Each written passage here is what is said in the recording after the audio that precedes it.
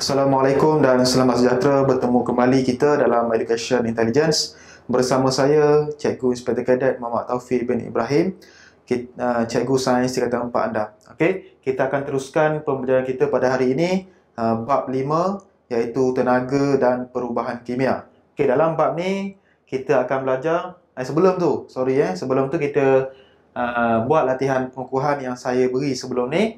Kita tengok soalan yang pertama. Bagaimanakah untuk menghasilkan air tulen daripada lumpur? Okey.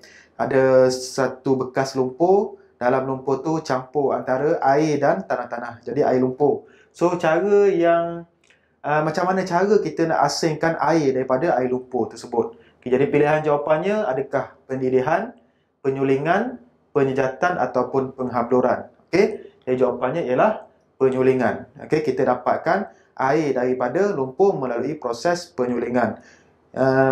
Kita buat penyulingan ni, kita ambil satu air lumpur tadi tu, kita panaskan dia. Jadi bila panas, air lumpur tadi akan bertukar, molekul air akan terbebas sebagai wap air. Jadi wap air kita kumpulkan. Jadi air yang kita dapat. Jadi bakinya lumpur sahaja. Okey, soalan yang kedua. Rajah 1 menunjukkan cara penulinan petroleum. Okey, cara penulinan petroleum, kita panggil dia sebagai penyulingan berperingkat. Mengapakah petroleum ditulinkan dengan cara ini? Kenapa petroleum kita perlu guna kaedah penyulingan berperingkat? Ni ialah menara penyulingan. Setiap menara penyulingan ni kita dah asingkan takat didihnya, semakin atas semakin rendah. Contohnya paling atas suhunya 40 darjah Celsius, semakin turun ke bawah semakin tinggi suhu. Okay, kenapa minyak mentah ataupun petroleum kita tulinkan dengan cara macam ni? Okey. Jadi jawapan antara pilihannya, petroleum terdiri daripada sebatian yang mempunyai takat didih yang berbeza, ataupun petroleum mempunyai takat didih yang rendah, ataupun petroleum terdiri daripada sebatian larut dalam air dengan mudah, ataupun petroleum merupakan konduktor elektrik. Jadi jawapannya ialah A. Petroleum terdiri daripada sebatian yang mempunyai takat didih yang berbeza. Katakan pada suhu 40 darjah Celsius, petroleum keluarkan hasil yang berbeza berbanding 110 darjah Celsius. Kita dah sentuh bab ni dalam tingkatan 3 sebelum ni. Okey?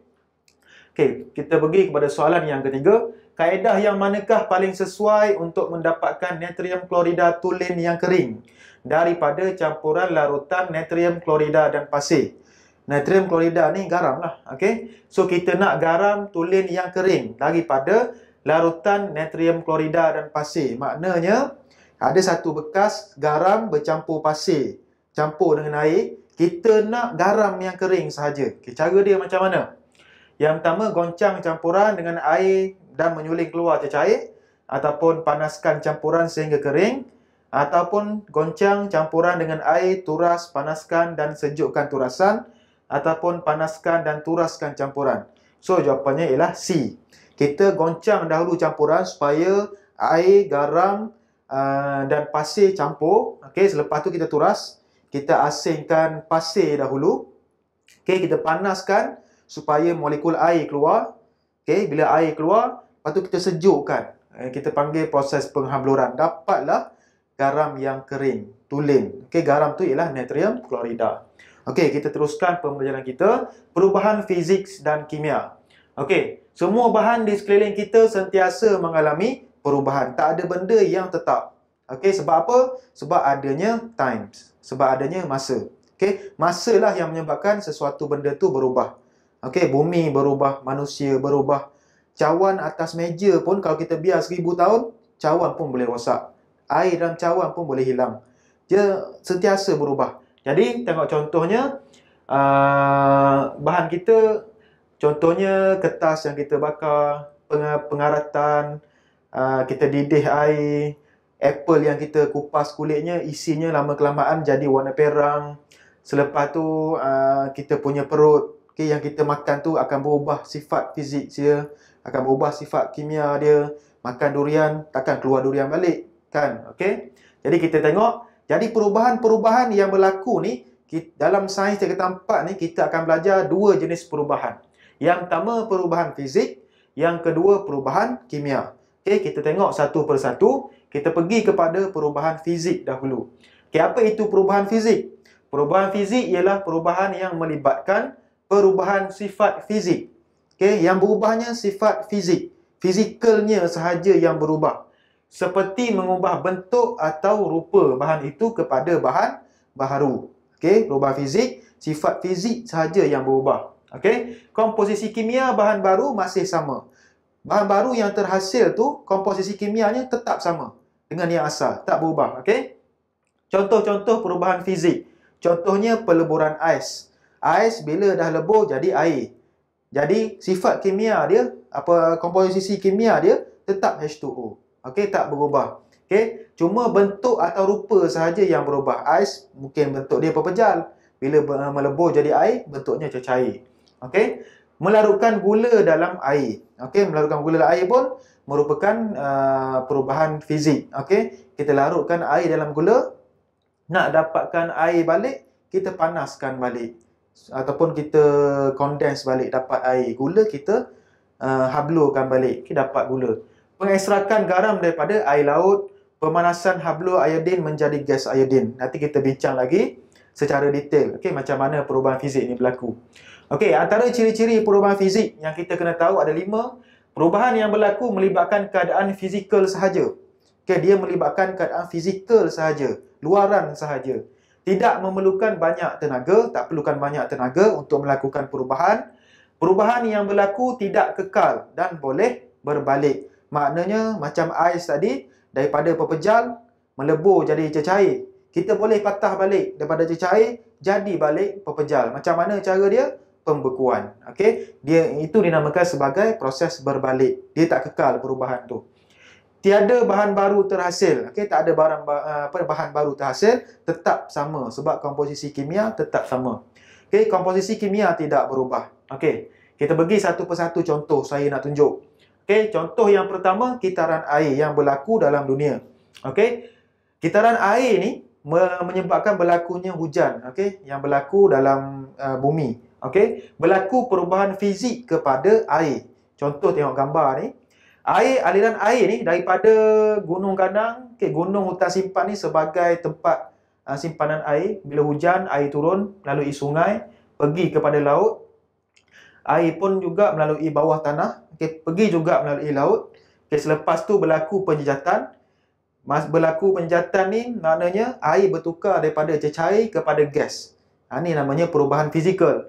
Sampai ke atas kondensasi balik. Okey, bila kondensasi balik, gas tadi jadi air balik, duduk dalam awan. Awan pun turunkan hujan balik. Begitulah kondensasi dan penjejatan berlaku setiap masa. Okey, kitaran air ini. Yang berlakunya perubahan fizik air sahaja. Okey, daripada wap jadi cecair. Okey, kadang-kadang kalau kutub utara jadi pepejal sejuk. Alright. Seterusnya, contoh yang lain. Melarutkan sebatian di dalam pelarut. Contohnya kita melarutkan gula dalam air. Gula boleh diperolehi semula apabila air tersejat. Okay, contohnya kita campurkan gula dalam air.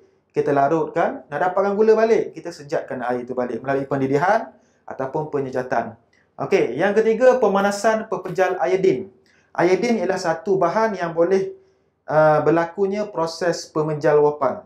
Ulang balik, proses pemenjalwapan ni ialah keadaan fizikal di mana pepejal terus bertukar menjadi gas tanpa melalui keadaan cecair. Kita dah bincang bab ni, sifat-sifat bahan dahulu. Okey. So iodin warna hitam, tengok warna hitam sebut ni ialah sebut iodin, asalnya warna hitam. Bila kita panaskan, dia akan mengalami pemenjalwapan dan membentuk wap iodin warna ungu, purple. Okey, ini ialah perubahan fizikal. Okey. Jadi benda ni boleh berbalik. Okey, boleh berbalik semula. Jadi wap iodin ni kita nak dapatkan balik pepejal iodin boleh melalui proses pemenjalwapan.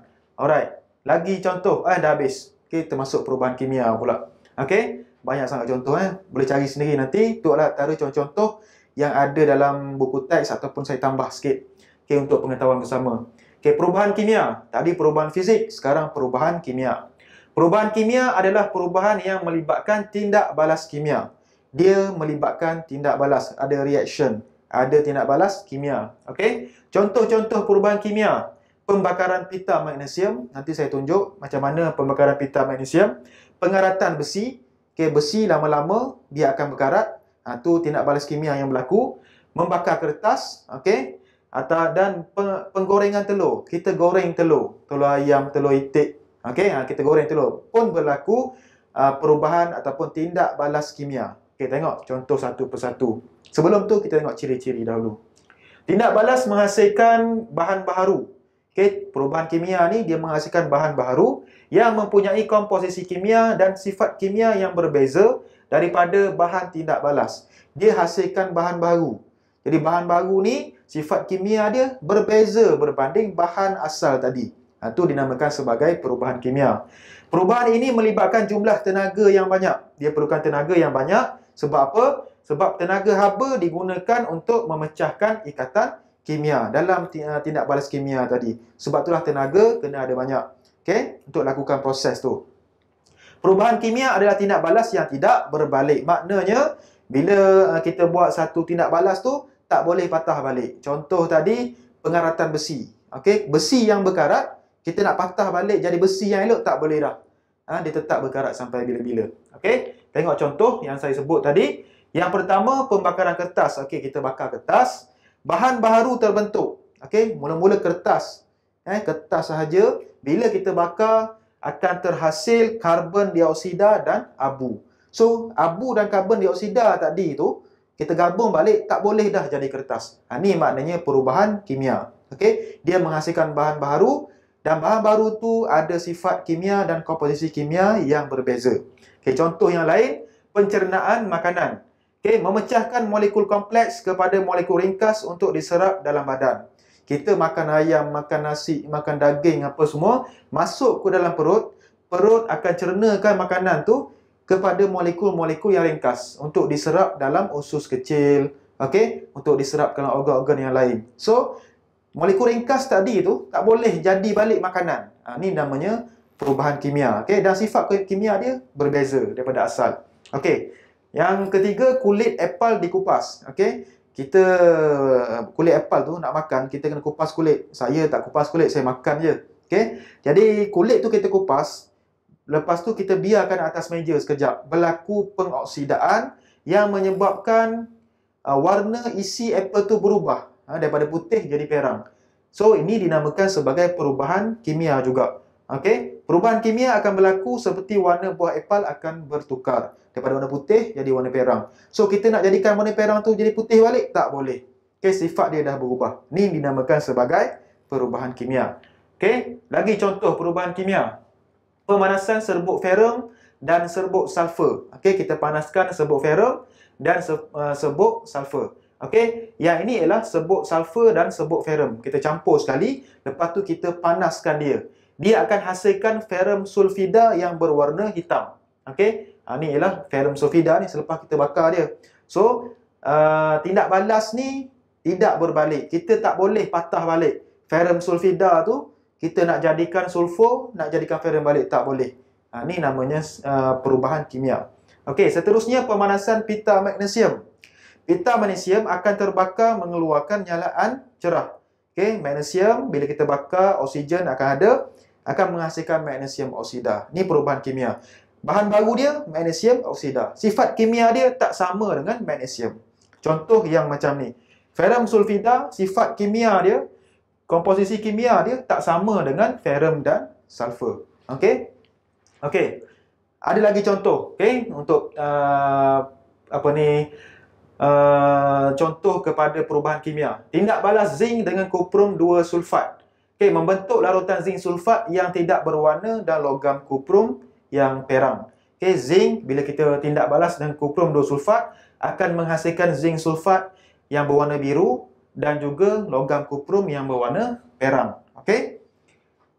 Zinc sulfat yang tidak berwarna. Okey, kuprum berwarna perang. So, sifat-sifat tadi dah berbeza dengan bahan yang asal. Okey, pengaratan besi. Besi berkarat apabila air dan oksigen hadir. Karat besi ialah serbuk perang kemerahan ataupun nama saintifik dia besi oksida 3 terlarut. Sebab itulah saya kampung Terengganu dekat dengan pantai. Rumah saya menghadap pantai. Jadi orang-orang kampung saya ni, kereta-kereta dia parking, dia akan lindung dengan pelepah-pelepah kelapa yang kering supaya air laut dan udara tu tak kena kepada permukaan besi kereta. Dan kalau kita tengok, kebanyakan kereta-kereta orang yang tinggal berhampiran dengan laut mudah berkarat. Okey, dia punya besi-besi dia mudah berkarat sebab air laut akan bawa molekul-molekul air daripada laut dan ada oksigen. Jadi oksigen dan air hadir sekali akan menyebabkan berlaku pengaratan. Okey.